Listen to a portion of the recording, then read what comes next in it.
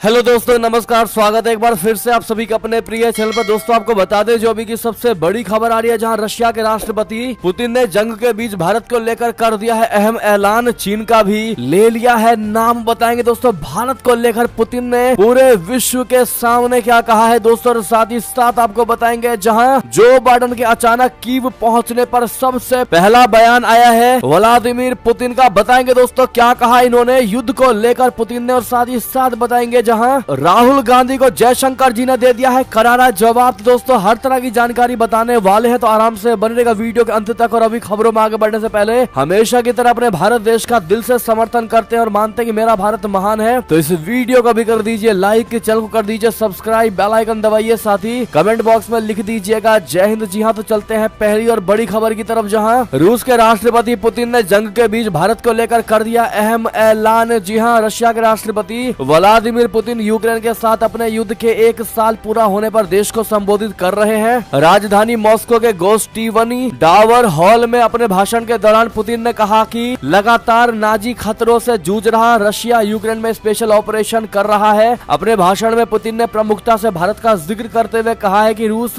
भारत के साथ अपने सहयोग और व्यापार को बढ़ाना जारी रखेगा। उन्होंने एशिया में भारत, चीन आदि देशों से व्यापार को बढ़ावा देने के लिए नॉर्थ साउथ कॉरिडोर के विस्तार की भी घोषणा की। रूसी राष्ट्रपति ने कहा है कि रशिया विदेशी आर्थिक संबंधों का विस्तार करेगा और नए लॉजिस्टिक कॉरिडोर बनाएगा। उन्होंने कहा कि वो भारत, ईरान, चीन, पाकिस्तान जैसे देशों से आर्थिक संबंध बढ़ाने के लिए नॉर्थ साउथ कॉरिडोर को विकसित करेंगे। पुतिन ने हिंद प्रशांत क्षेत्र पर जोर देते हुए कहा है कि हम भारत, ईरान के साथ सहयोग बढ़ाने की उम्मीद करते हैं। हम भारत के साथ अपने व्यापार को बढ़ावा देने के लिए उत्तर दक्षिण कॉरिडोर यानी INSTC को बनाने का काम जारी रखेंगे। जी हाँ दोस्तों, ये तो थी भारत को लेकर बात, लेकिन दोस्तों व्लादिमीर पुतिन ने अमेरिकी राष्ट्रपति जो बाइडेन के अचानक यूक्रेन पहुंच जाने को लेकर सबसे बड़ा बयान दिया है। दोस्तों उन्होंने कहा कि हमें चुनौती दी गई, हम अब भी पीछे नहीं हटेंगे, कोई राष्ट्रपति आए या ना आए। जी हाँ, बता दें पुतिन ने कहा हमें हराना अब नामुमकिन है, मदद भी हमको नहीं चाहिए क्योंकि पश्चिमी ताकतें यूक्रेन के कंधे पर रखकर बंदूकें चला रहे हैं। अमेरिकी राष्ट्रपति जो बाइडेन के यूक्रेन दौरे के अगले ही दिन व्लादिमीर पुतिन ने देश को संबोधित किया है। रूसी सांसद क्रेमलिन में बोलते हुए व्लादिमीर पुतिन ने कहा कि हम युद्ध को आखिरी विकल्प मानते हैं और बातचीत से ही समाधान चाहते हैं। उन्होंने कहा कि हम शांतिपूर्वक समाधान ही चाहते थे, लेकिन अमेरिका समेत पश्चिमी देशों ने काम बिगाड़ दिया। रूसी राष्ट्रपति ने कहा कि अमेरिका ने यूक्रेन में भी वही खेल खेला है जो उसने इराक और सीरिया जैसे देशों में किया था। हमारी ओर से बातचीत की कोशिशें की गई जिसे पश्चिम ने नजरअंदाज किया। हमारे लिए युद्ध आखिरी विकल्प था जिस पर हमें फैसला लेना पड़ा। पुतिन ने आगे कहा कि हमारे लोगों की सुरक्षा अहम है और उससे समझौता नहीं कर सकते। इसके साथ ही नाटो देशों के दखल पर भी आपत्ति जताई गई। उन्होंने कहा कि नाटो का रशिया में लगातार दखल बढ़ रहा है। पश्चिमी देश अपनी ताकत में इजाफे के लिए यूक्रेन युद्ध को हवा दे रहे हैं। यूक्रेन ने भी हत्याओं को बढ़ावा दिया है। यदि वो बातचीत की मेज पर आ जाता तो इतना नुकसान नहीं होना था। उन्होंने कहा कि रशिया अपनी रक्षा करने में सक्षम है और वो अभी भी पीछे नहीं हटेगा। हम कोई खून खराबा नहीं चाहते हैं, लेकिन पश्चिम की ओर से ऐसे हालात पैदा किए जा रहे हैं। पश्चिम के देश यूक्रेन के कंधे पर रख करके बंदूक को चलाने की कोशिश कर रहे हैं और यूक्रेन को मोहरा बना रहे हैं अमेरिका जैसे देश। ऐसा दोस्तों पुतिन ने कहा है। क्या आप भी पुतिन की इन बात से सहमति दिखाते हैं? दोस्तों आपकी जो भी निजी राय हो कमेंट में लिखकर अवश्य बताइएगा। क्या आपको भी यही लगता है कि यूक्रेन को जबरदस्ती का विक्टिम बनाया जा रहा है? यूक्रेन को पश्चिमी देश एक खिलौने की तरह इस्तेमाल कर रहे हैं रशिया के खिलाफ? अगर आप भी ये बातें मानते हैं दोस्तों तो कमेंट में लिखकर अपनी राय अवश्य दीजिएगा। देखते हैं क्या कहती है इस पर हमारी भारत की जनता। साथ ही साथ दोस्तों बढ़ते हैं एक और खबर की तरफ, जहां BBC डॉक्यूमेंट्री LAC विवाद और पाकिस्तान पर जयशंकर जी ने कही कड़ी बात।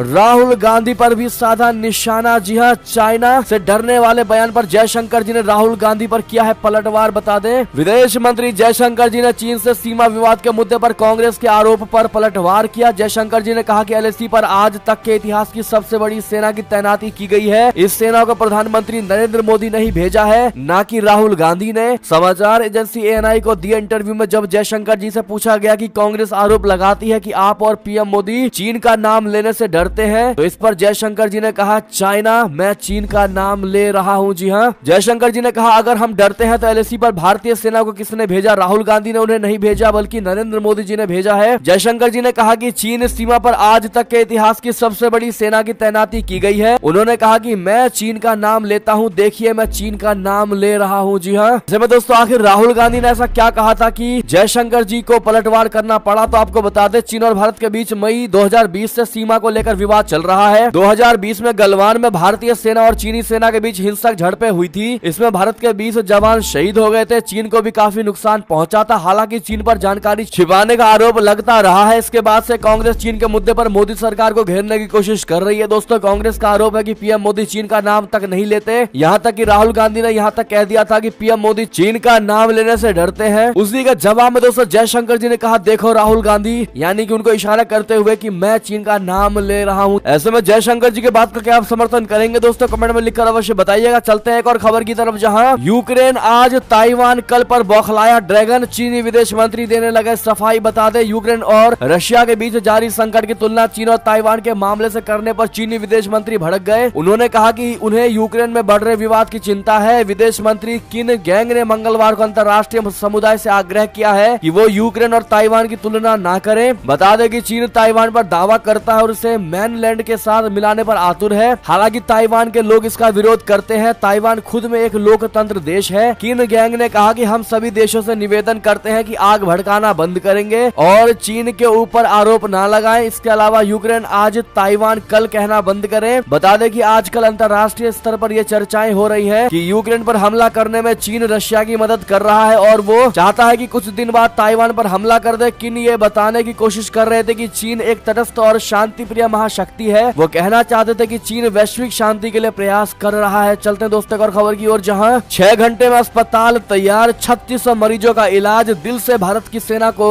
दुआएं दे रहे हैं तुर्की के लोग। बता दें भूकंप प्रभावित तुर्की में ऑपरेशन दोस्त के लिए खूब तारीफें हो रही है। जिस तरह से भारतीय सेना ने त्वरित अंदाज में तुर्की में मदद मुहैया कराई है उसका हर कोई मुरीद हो गया है। Army chief general Manoj Pande के मुताबिक भारतीय सेना ने तुर्की में करीब 3600 मरीजों का इलाज किया है। उन्होंने बताया है कि इसको लेकर तुर्की के नागरिक हमें मैसेज भेजकर आभार जता रहे हैं। तुर्की के मरीजों का कहना है कि भारतीय सेना ऐसे वक्त में उनकी मदद की जब उन्हें वाकई इसकी आवश्यकता थी। भारतीय सेना प्रमुख मनोज पांडे ने बताया कि मात्र 6 घंटे के शॉर्ट नोटिस पर तुर्की में हॉस्पिटल तैयार कर दिया गया था। आनन फानन में यानी जल्दी जल्दी में 30 बेड का हॉस्पिटल खड़ा कर दिया गया। उन्होंने बताया कि समय के अंदर यह निर्णय लिया गया था। यह फील्ड हॉस्पिटल 14 दिन तक काम करता रहा। इसमें स्पेशलिस्ट डॉक्टर की तैनाती की गई थी। सेना प्रमुख ने भारतीय सेना की मेडिकल टीम 60 पैरा फील्ड को सम्मानित किया। ये टीम तुर्की में सहायता प्रदान करने के बाद घर लौटी है। जी हाँ, इतना ही नहीं दोस्तों, प्रधानमंत्री नरेंद्र मोदी जी ने भी इनकी पीठों को थपथपाया है दोस्तों और कहा कि आपने मानवता की महान सेवा की है। जी हाँ, प्रधानमंत्री नरेंद्र मोदी जी ने सोमवार यानी 20 फरवरी को तुर्की और सीरिया में ऑपरेशन दोस्त में शामिल एनडीआरएफ कर्मियों के साथ बातचीत के दौरान भावुक हो उठे। पीएम मोदी ने कहा कि मैं बहुत बहुत आप सबका अभिनंदन करता हूँ। आप सब मानवता के लिए बहुत बड़ा काम करके मानवता का नाम रोशन करके लौटे हैं। उन्होंने कहा कि ऑपरेशन दोस्त से जुड़ी पूरी टीम एनडीआरएफ हो, आर्मी हो, एयरफोर्स हो या हमारी दूसरी सेवाओं के साथ हो, सभी ने बहुत ही बेहतरीन काम किया है। पीएम मोदी ने इनको दिल से धन्यवाद दिया है दोस्तों और आगे हर मुश्किल की घड़ी में तैयार रहने की नसीहत दी है। बहरहाल दोस्तों, आप भी दिल से इन एनडीआरएफ की टीम को